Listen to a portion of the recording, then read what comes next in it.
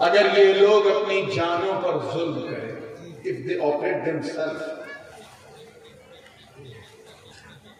और महबूब आपके पास आए, जाऊंगा यानी किसके नजदीक जाए? आपके पास आए, फस्तगफिरुल्लाह, और अल्लाह की बारगाह में इस्तिग़फ़ार करें, वस्तग़फ़र लहुर रसूल, और हुजूर भी इनके लिए दुआए मग़फ़िरत करें, तब जाके ये अल्लाह को तौबा का कबूल करने वाला पाएंगे। यानी जान पे जुल्म करने वाले उन्हें अल्लाह ने कहा बुलाया? दरे रसूलुल्लाह। पीछे वालों की तवज्जो चाहूंगा, मैंने कहा अगर कोई बात समझे तो एक बार जरूर समझे, और ना समझे तो 2 बार कहिए, ताकि कम से कम कहने का सवाब मिल जाए। मैं ये भी नहीं कहूँगा बोले जो दिन सुभान अल्लाह, ये नहीं बोलूँगा, आपको बोलना हो तो बोलो।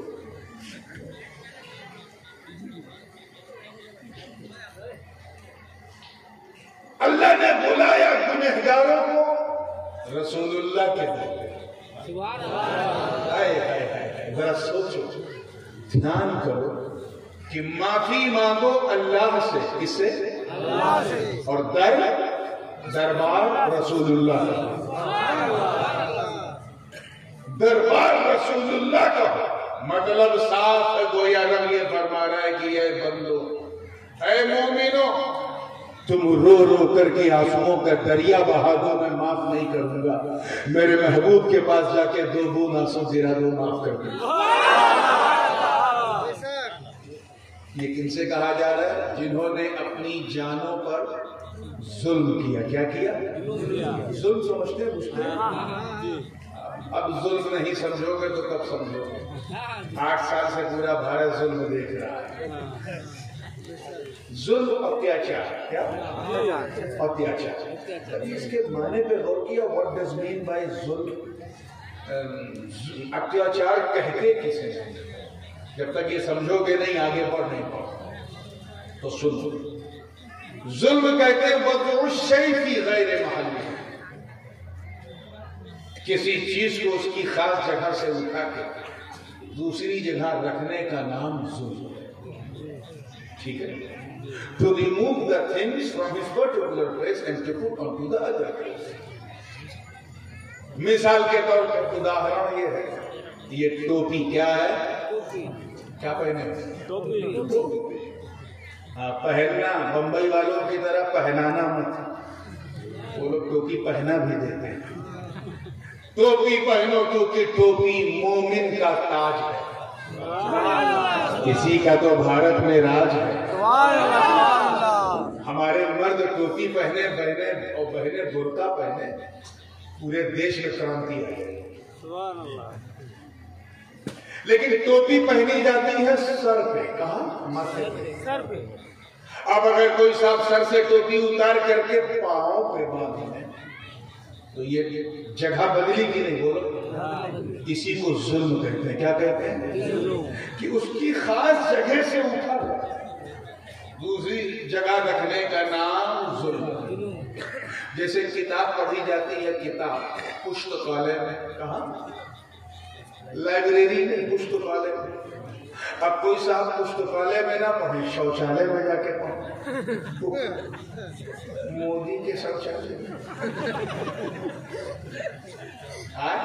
भाई सबको दिया है तो कहा जाएगा ना मोदी का शौचालय, और सबको शौचालय दिया, सबने वोट दे दिया। मैं कोई सियासी आदमी नहीं कि इसके बाद आगे।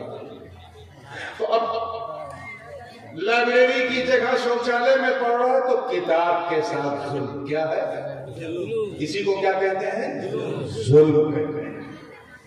कोई साहब अपने छोटे भाई का पैजामा पहन ले, बड़े भाई का कुर्ता पहन ले, तो भाई पर भी जुल्म, कुर्ते पैजामे पर भी जुल्म। तो समझ में आया? कुर्ता पैजामा, छोटे भाई का पैजामा, बड़े भाई का कुर्ता, सऊदिया वालों की तरह। बस मैं नाम नहीं लूंगा, तुम समझ जाओ मेरा काम है। तब जो चाहूंगा आगे से, लेकिन इसको कहते हैं जुल्म। हमें ये तो बाहर का जुल्म, जान का जुल्म क्या है? जान का जुल्म ये है कि अल्लाह ने सब कुछ बनाया हमारे लिए। किसके लिए? बरगो समर बनाया हमारे लिए, शम्सो कमर बनाया हमारे लिए, खुशकोतर बनाया हमारे लिए, धरती बनाया हमारे लिए, गगन बनाया हमारे लिए, पवन बनाया हमारे लिए, सूरज हमारे लिए, तारे हमारे लिए, चंद्रमा हमारे लिए, पृथ्वी हमारे लिए, सारी पृथ्वी के अंदर जो खनिज पदार्थ है हमारे लिए, डीजल पेट्रोल हमारे लिए, टाइटेनियम प्लेटिनम गोल्ड सिल्वर हमारे लिए, खाना हमारे लिए, पानी हमारे लिए, सब कुछ उसने बनाया हमारे लिए और हमें अल्लाह ने बनाया अपने लिए। सब कुछ बनाया हमारे लिए, इंसान के लिए, और इंसान को बनाया अपने लिए ताकि हम उसकी इबादत करें, उसकी पूजा करें, उसी की वंदना करें, उसी से श्रद्धा रखें, उसी को अपना पालनहार माने। अब अगर हम उसकी बनाई हुई जमीन पे चले और उसका शुक्र अदा न करें, हमने अपनी जान पे जुल्म किया। अल्लाह के बनाए हुए आसमान के नीचे रहे और नमाज न पढ़े, जान पे जुल्म किया। अल्लाह के बनाए हुए पानी को पिए, उसके बनाई हुई सब्जियों को खाएं, फायदा लें, लाभ लें और उसका नाम न जपे, न रोजा रखे, न हज करे, न ज़कात दे, हमने अपनी जान पे जुल्म किया। अब जरा सोचो इस पूरे मजमे में कितने अत्याचारी बैठे हैं, कितने जालिम बैठे हैं। गुनहगार तो सब है लेकिन कितने जालिम हो यार। जिसका खाते हो उसका गाते नहीं, जिसने पृथ्वी पे तुम्हें चलाया, सब्जा उगाया तुम्हारे लिए, तूने उसके लिए नमाज नहीं पढ़ी। इतने जालिम कि फजर के वक्त मुअज्जिन कह रहा था हैया अला सलाह, तुम चादर ताने हुए। इतने अत्याचारी जोहर के वक्त मार्केट में घूम रहे थे। इतने बड़े जालिम कि असर के वक्त कहीं फुटबॉल खेल रहे थे, क्रिकेट खेल रहे थे। इतने बड़े जालिम कि मगरिब के वक्त तुम कहीं चाय पी रहे थे, मस्जिद में नहीं आए। इतने बड़े जालिम कि ऐशा से पहले तुम खा पी के सो गए। तुम्हें जरा सा भी ख्याल नहीं आया कि तुमने अपनी जान पे कितना बड़ा जुल्म किया। जिसमें इतनी ताकत शरीर में कि किसी को मार दे तो कलकत्ता से पहले इलाज नहीं होगा, फिर भी तुमने रोजा नहीं रखा। कितना जुल्म किया तुमने अपने ऊपर।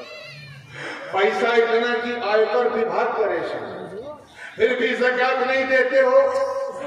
कितना जुल्म करते हो अपने ऊपर। सऊदिया जाने के लिए पैसा था, कमाने के लिए पैसा था, मगर तुमने न हज किया न उम्रा किया। कितना जुल्म किया तुमने अपने ऊपर। बताओ इस तरह जीवन चलेगा मुसलमान का? अपने आप को बदल दो, जालिम से आलिम बन जाओ, अपने पैसों को बर्बाद कर होने से बचाओ। अरे अपनों पे खर्च तो सब करते हैं, मुसलमान वो है जो फजूल पे नहीं रसूल पे खर्च करे, जो रसूल के लिए खर्च करे, जो अपने इजारे के लिए नहीं अपनी बस्ती के इदारे के लिए खर्च करे, जो दारुल उलूम के लिए खर्च करे, मदरसे में खर्च करे, वो मुसलमान है, वो आलिम है, वो सच्चा। हमने अपनी जान पे जुल्म किया। रात दिन सकाल से लेकर रात्रि तक हम सिर्फ जुल्म ही जुल्म कर रहे हैं। ऐ माँ बहनों, मुझे मालूम है आपको हिंदी नहीं आती है, मगर इसका मतलब ये नहीं है कि आप लोग पापा पापा पापा पापा सब गलत बात। अगर बोले बगैर नहीं रह सकती तो चली जाओ, लेकिन मैं आज ये बता के जाऊंगा कि हमें अपने जुल्म से छुटकारा पाना, और अगर नहीं पाए तो तुम्हारी दास्ता भी न होगी, दास्ता न होगी। पिछली उम्मतें जुल्म करती थी तो अज़ाब आता था, आज हम जुल्म कर रहे हैं तो अज़ाब नहीं आता। पिछली उम्मतों ने जुल्म किया, तहस नहस कर दिया गया, खत्म कर दिया गया। एक फिरौन था, अज़ाब आया, एक नमरूद था, अज़ाब आया। एक हामान का अजाब आया, एक शद्दाद का अजाब आया। आज तो गली गली में नमरूद, गली गली में हामान, गांव गांव में फिरौन पड़े हुए हैं, लेकिन अजाब नहीं आ रहा। ये किसकी कृपा, ये किसकी दया है, ये किसका एहसान है? जुल्म तो हमने इतना किया है कि हमें जमीन में धसा देना चाहिए, मगर राज क्या? आओ कुरान से पूछे, समझे? वो कुरान टेल अस बताओ कि पिछली उम्मतों पर तो अज़ाब आता था, अब रुका क्यों है? रुका क्यों है? तो कुरान की आज पुकार उठी, मा कान अल्लाह लियुअज़्ज़िबहुम व अंत फीहिम। ए महबूब, ए मेरे प्यारे नबी, सुनार नबी, आपकी उम्मत पर अज़ाब इसलिए रुका हुआ है क्योंकि इनके बीच में आप मौजूद हो।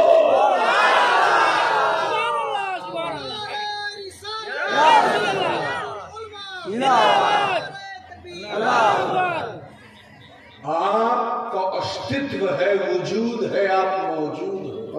आप मौजूद समझे, एग्जिस्ट करते हैं, आपका प्रिजन है, आप मौजूद हो। 1500 साल लगभग हो गए, अज़ाब आया क्यों? क्योंकि अभी तक नबी मौजूद। समझो, ट्राई टू अंडरस्टैंड। अभी तक नबी मौजूद, जिंदा, और ये रब का वादा कि कयामत तक अज़ाब नहीं आएगा। क्यों? क्योंकि कयामत तक नबी मौजूद है। तो इन मुर्दा जमातियों से कहो कि तुम मुर्दा, तुम्हारे अकायद मुर्दा, तुम्हारे सिद्धांत मुर्दा, तुम्हारे नजरियात मुर्दा, तुम्हारी पूरी जमात मुर्दा। हम तो उस जिंदा नबी को मानते हैं जो मदीने में भी जिंदा, सुन्नियों के सीने में भी जिंदा।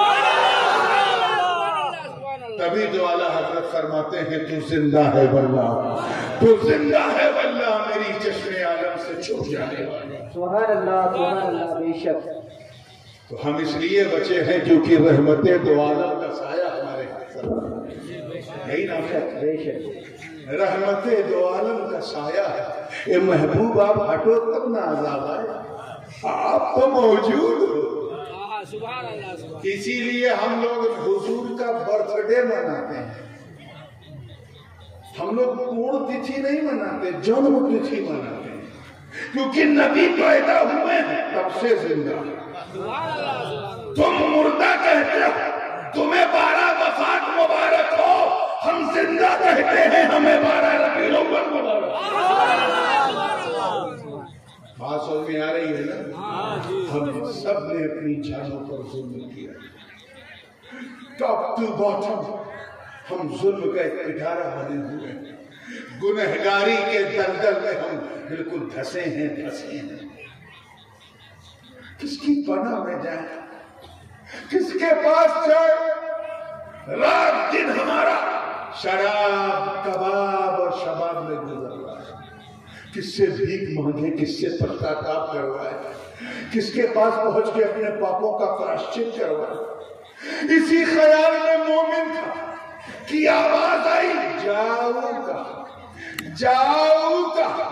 है रोने वाले, यहां क्यों रोता है? चल मेरे महबूब के दर पे, मुझे मेरी इज्जत की कसम, अगर वहां 2 बूंद आंसुओं के गिर गए तो कयामत के दिन रहमतों का दरिया बहा। तकबीर, नारे रिसालत, शहजादाए हुजूर गाज़िए मिल्लत, फैज़ाने मखदूमे पाक, नारे तकबीर, नारे रिसालत। हाथ उठाने की जरूरत नहीं है, क्योंकि लोग जलसे में उठा देते हैं और बाद में अल्लाह को गवाह बना के भी झूठ काम करते हैं।